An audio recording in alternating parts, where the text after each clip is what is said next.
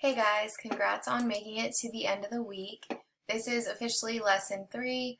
It is due Friday at 10 p.m. If you need help, you know what to do. This agenda has 5 different parts. Personally, I think the most important is number 4. This is your formative assessment. So even though it is important for you to complete the entire lesson, and I will be checking for that, I want you to pay special attention to step 4 because that's what will be going into your 90% grade. So just to remind you, step 4 is your formative assessment, and it will go into your grade book as part of 90%. Step 1, as always, is watching this video.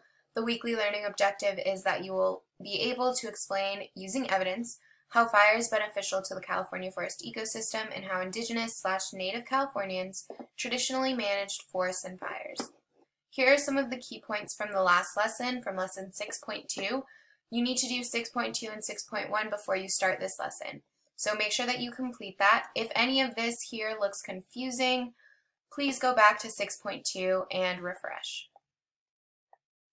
Step 2 is to engage. So just like I told you guys in class, our Unit 2 summative, which will happen next week, is that you are going to write a letter to our governor, and you're going to talk to him about the things you learned about managing forest fires, and you're going to propose a solution that you think he should implement. This lesson, the one that you're working on right now, is going to be paragraph 1 of that letter. So this is your formative assessment, and it will help you with your summative next week.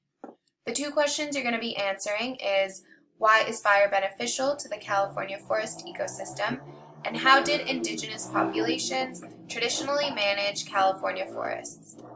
This paragraph will be graded according to the following rubric, so please make sure that you look at this rubric and that you answer these questions based on what is expected.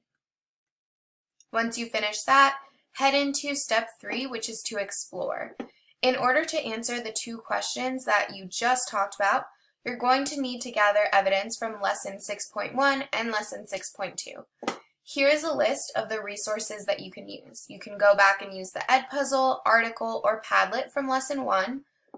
This is lesson 6.1, and you can go back into Google Classroom to find it. Also, you can go into lesson 6.2 and look at the Edpuzzle or the article in step 3. So any of those can count as sources of evidence for your CER.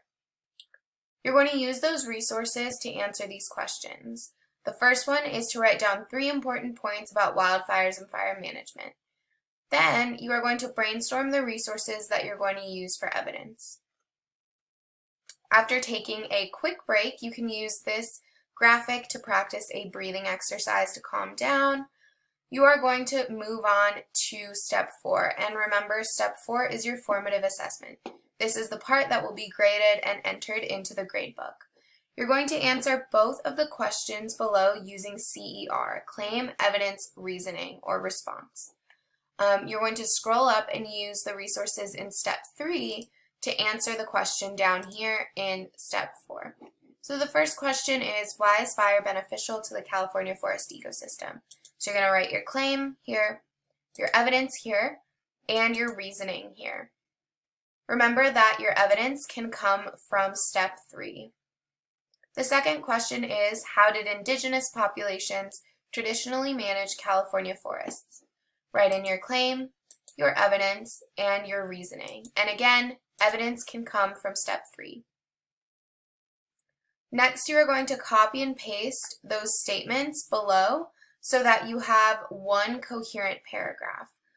Once you do that and you edit your paragraph, make sure that it makes all sense and that I will understand what you are saying. After that, you're going to move on and evaluate your paragraph using the rubric. So I want you to go through it and to make sure that each section of your paragraph follows the rubric. If not, make some edits. Make sure you answer these questions as well. After that, you're going to make sure that you did steps 1 through 5. If you struggled on the lesson, please contact me, not Miss Seidman, me, before hitting turn in. All right, guys, I will see you in class.